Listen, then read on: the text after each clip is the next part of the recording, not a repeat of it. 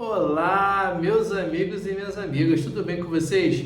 Eu sou Gustavo Eugênio do CGE Consultoria e Estudos Jurídicos e hoje, pessoal, eu estou aqui de volta com Direito do Trabalho Descomplicado, descomplicando o gabarito da segunda fase do 44º exame da prova da OAB. A segunda fase foi no dia 19 de outubro, tivemos algumas questões interessantes aí e você estará aqui comigo destrinchando essa prova da segunda fase. Agora, pessoal, eu quero saber o seguinte: você já está inscrito aqui no nosso canal? Se você já está inscrito aqui no nosso canal, você sempre está recebendo esse nosso conteúdo, tudo bem, você pode ficar tranquilo.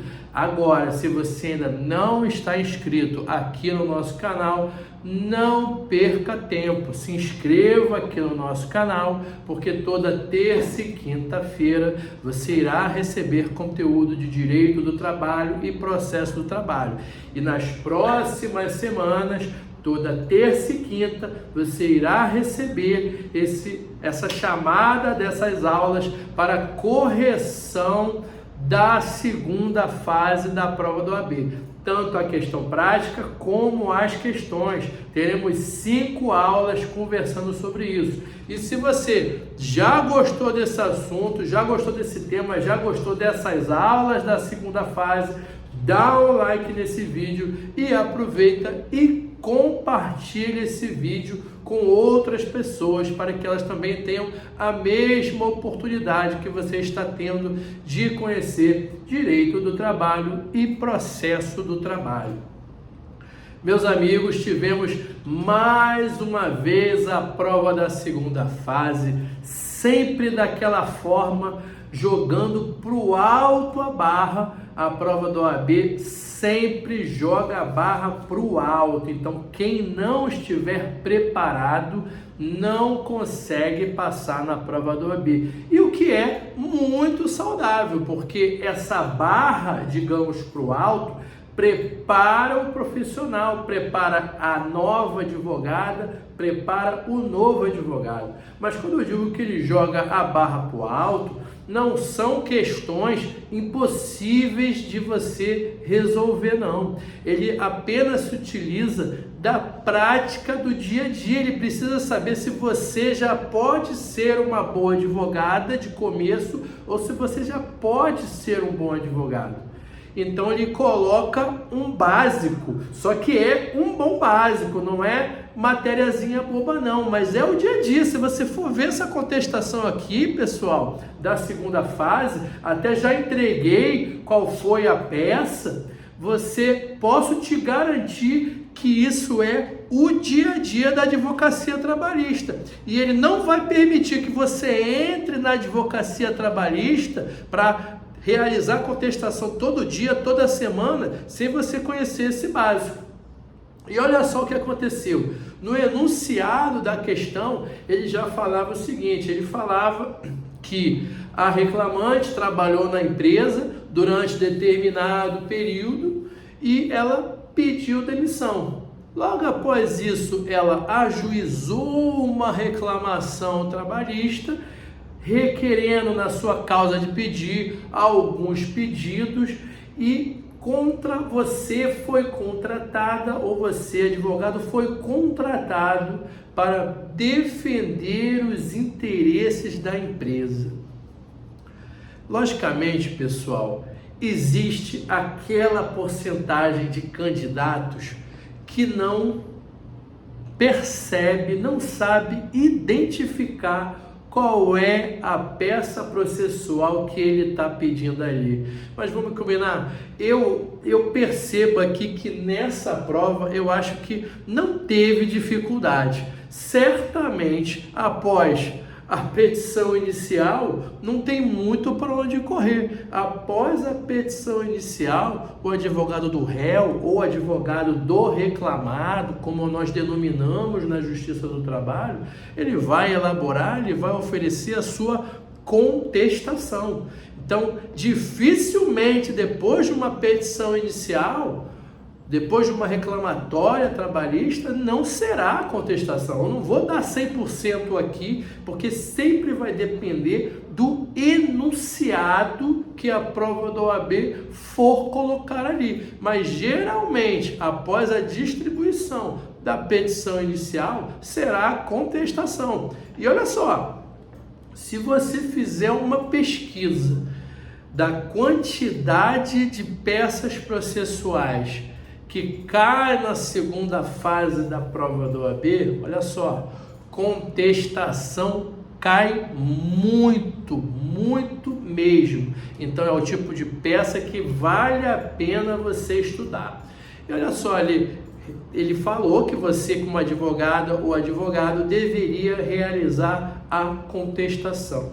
Antes de eu chegar aqui para o gabarito, eu só quero te informar o seguinte: quando nós elaboramos uma contestação, quando nós elaboramos a defesa do réu, a defesa do reclamado, com certeza você já estudou ou vai estudar uma coisa chamada defesa direta ou defesa indireta.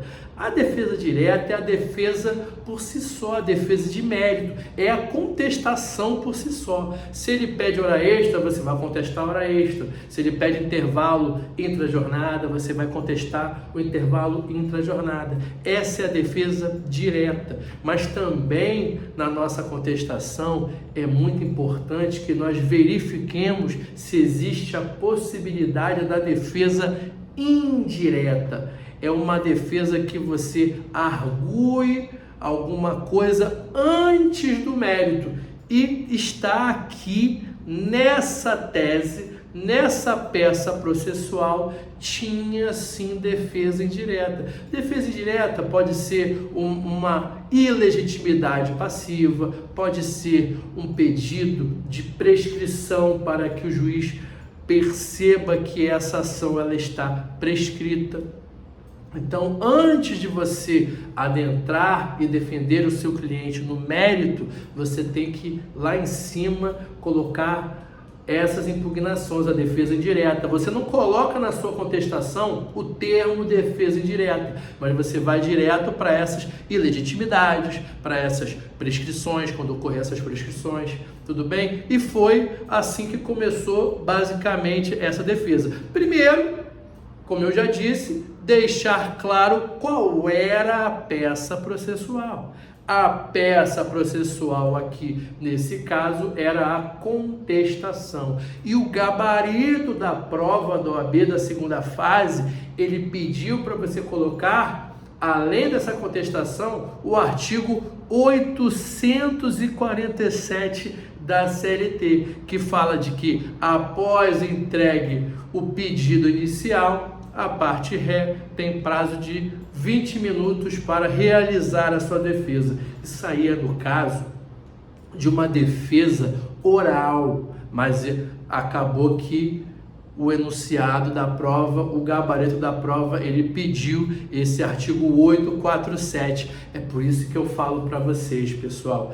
Eu poderia muito bem, no meu raciocínio, colocar só contestação com base no Código de Processo Civil. Ele pediu esse artigo 847. Por isso que você, na hora da prova prática, você tem que colocar o máximo de artigos que fundamentem a sua resposta, porque você nunca vai saber qual é o gabarito exato que ele quer. Ou melhor, você só vai saber o gabarito quando sair esse gabarito e a prova já passou. Então, bota o artigo do CPC, bota o artigo da CLT, e ele pediu aqui de cara que essa contestação fosse fundamentada no artigo 847 da CLT. Ultrapassando isso, ele já começou elaborando a sua contestação. O padrão de resposta já falou o seguinte: você teria que ter o endereçamento. Ele falou lá, ó, a vara 150, 150 ali, lá, se não me engano, de Manaus. Aí você vai na sua defesa, você vai colocar: excelentíssimo senhor doutor. É assim que você começa lá no cabeçalho, no endereçamento: excelentíssimo senhor doutor, da vara X da Justiça do Trabalho do estado do Amazonas ou do município de Manaus. Você precisa colocar o endereçamento. Olha só, pessoal, se você não colocar todos esses detalhes como o endereçamento não é coisa pequena não. Como é que o juiz vai saber se você realmente está dirigindo a sua petição para ele? É muito importante, e numa prova do OAB, mais até do que na prática trabalhista, porque lá no dia a dia, o juiz ele pode até deixar passar um endereçamento errado, encaminhamento para uma vara do trabalho errada. Agora, porque ele já está vendo o processo e ele já vai entender que é para ele. Mas, por acaso, se chegar lá na prova da Justiça do Trabalho e não constar o endereçamento, a prova do OAB, a FGV vai tirar a pontuação de você. Então, não perca esse endereçamento. Aí, após o endereçamento, você irá colocar o número do processo. Caso lá na prova do OAB, coloque o número do processo. Se não tiver o número do processo, você pode ir adiante. Aí você vai colocar o nome dos reclamados, que ele falou. A funcionária entrou com uma ação contra a sociedade empresária, contra a empresa e contra os sócios. Então você vai colocar lá: sociedade empresária XYZ, olha só como é que embolou aqui minha língua aqui. E depois você vai botar o nome dos sócios lá: sócio A e sócio B. Vem respeitosamente perante este tribunal, perante este respeitável juízo, oferecer a sua contestação, como eu já falei ali, com base no artigo 847. Aí vai começar a primeira defesa indireta, que já estava aqui no gabarito. Olha só, ele já entendeu que você deveria ter arguído uma ilegitimidade passiva dos sócios.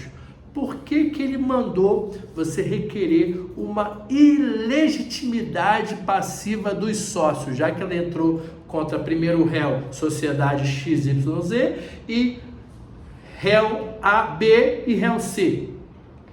Porque não está de acordo com o artigo 50 do Código Civil. Esse artigo 50 do Código Civil, pessoal, ele fala da desconsideração da personalidade jurídica.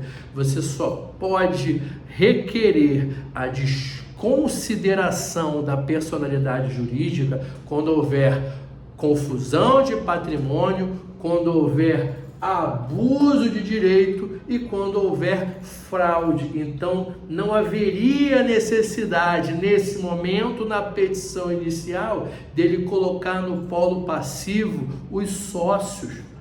Só deveria ter colocado a sociedade empresária, porque na causa de pedir, no enunciado da questão, não foi nos trazido nenhuma informação que nos levasse a crer, que nos levasse a entender que tenha ocorrido ou abuso de direito, ou a confusão patrimonial, ou a fraude. Então essa já era a primeira defesa indireta, era a ilegitimidade passiva dos sócios, ou para aqueles que já estão na prática trabalhista, a ilegitimidade de causa.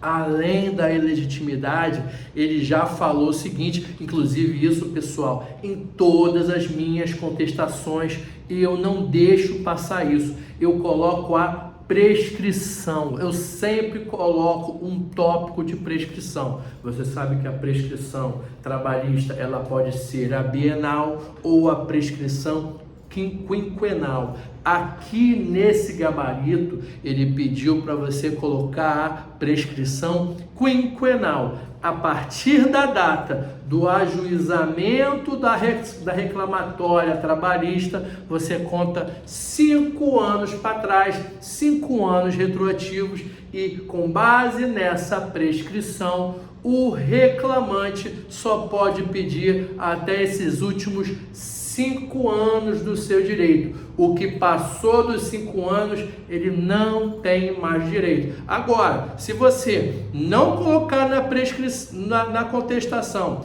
o pedido de prescrição, pode ser que o juiz passe batido por isso e dê mais direito do que o devido. Então, você precisa colocar a prescrição quinquenal nesse caso. Aí, pessoal, ultrapassada a ilegitimidade passiva e a prescrição quinquenal, a partir daí que ele foi para o mérito. Mas deixa eu só te falar, quando você for colocar o pedido de prescrição, você vai precisar fazer o seguinte, ou melhor, até deixei passar aqui, quando você for colocar a ilegitimidade e a prescrição, certamente você vai ter que fundamentar. E na hora da ilegitimidade passiva aqui dos sócios, você deveria ter colocado o artigo 330, parágrafo 1º do Código de Processo Civil. E quando você for arguir a prescrição quinquenal, certamente você vai também fundamentar com base no artigo 7º, inciso 29 da Constituição da República e artigo 11º da CLT. Veja que eu voltei aqui porque isso é fundamental. Não é só você botar ilegitimidade, não é só você colocar prescrição. Você tem que fundamentar, você tem que colocar esses artigos aqui, porque eles fazem parte do gabarito. E repito, se você não coloca essa fundamentação, ele vai tirar ponto de você. Isso pode te prejudicar no final do somatório da prova. Aí, ultrapassada essa defesa indireta, agora você vai para a defesa direta, que é o mérito. Na contestação a gente já coloca do mérito. E a primeira defesa que você ia fazer, pessoal, olha só, ele pediu, ou melhor, a reclamante pediu pagamento de ticket refeição, porque segundo ela constava isso na convenção coletiva de trabalho, na norma coletiva de trabalho. Só que olha só o que acontece. Foi nos falado no enunciado dessa prova da segunda fase da OAB o seguinte: essa norma coletiva, esse acordo coletivo de trabalho, ele teve um prazo, uma vigência de prazo, e o prazo dessa vigência se encerrou. Só que mesmo então, os direitos oriundos desse acordo coletivo, ou nesse caso, dessa norma coletiva, ele só tem vigência durante essa norma coletiva. Ultrapassou isso. Quando ultrapassa isso, não tem mais esse acordo, não tem mais essa norma coletiva e as partes não têm mais direitos e obrigações. Inclusive no artigo 614, parágrafo 3º, tá aqui, ó, anotei aqui, ó, artigo 614, parágrafo 3º da CLT, fala que a norma coletiva sempre terá prazo de 2 anos, não cabendo ultratividade, não pode ter prorrogação desses direitos. Para que esses direitos eles permaneçam, para que essas obrigações permaneçam, tem que ser pactuada nova norma coletiva, e isso não ocorreu nesse caso aqui da prova do OAB. Então você lá na sua contestação ia colocar da não ultratividade da norma com base no artigo 614, parágrafo 3º da CLT. E continuamos aqui, pessoal. Olha só, ele ainda nos fala que no enunciado da questão ela pediu periculosidade. Por que ela pediu periculosidade? Porque ela ia da casa para o trabalho, do trabalho para casa, ela ia dirigindo moto e ela falou que isso era perigoso e pedia a periculosidade, com base no artigo 193, parágrafo 4º.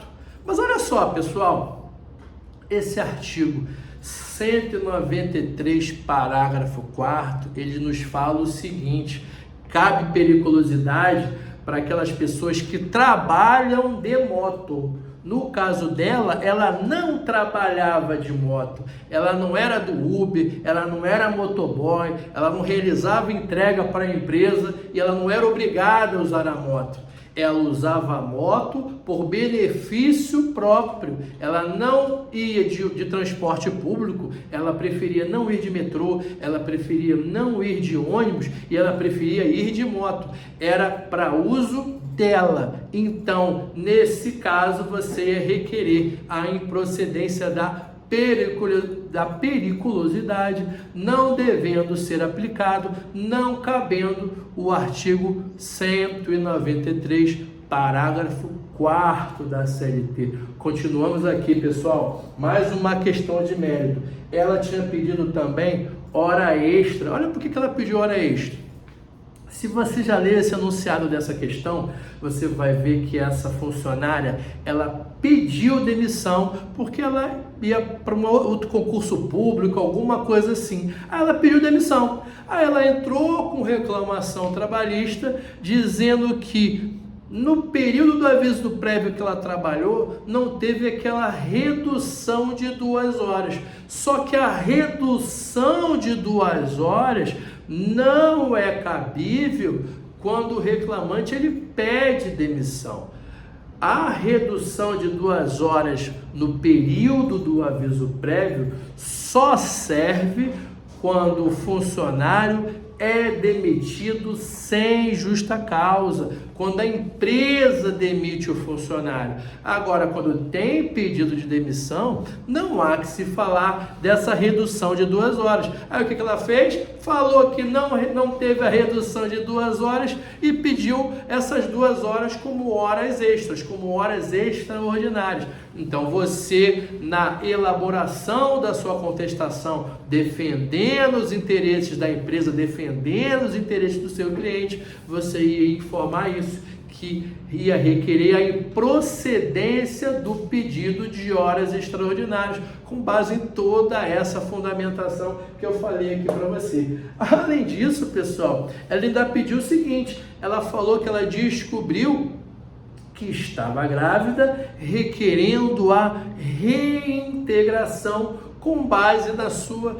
estabilidade provisória como gestante. Só que se você olhar nas datas que foram trazidas pelo enunciado da prova da OAB, ela já não fazia mais jus à estabilidade, porque já tinha encerrado esse período de estabilidade. Quando é encerrado o período de estabilidade, não há mais que se falar em reintegração. Então você ia requerer também a improcedência do pedido de integração, porque ela já tinha se encerrado o período de estabilidade dessa reclamante. Com base no quê? Outra súmula, pessoal, com base na súmula 244, inciso 1 da CLT, uma das súmulas mais famosas do TST, que cai toda hora em prova da OAB.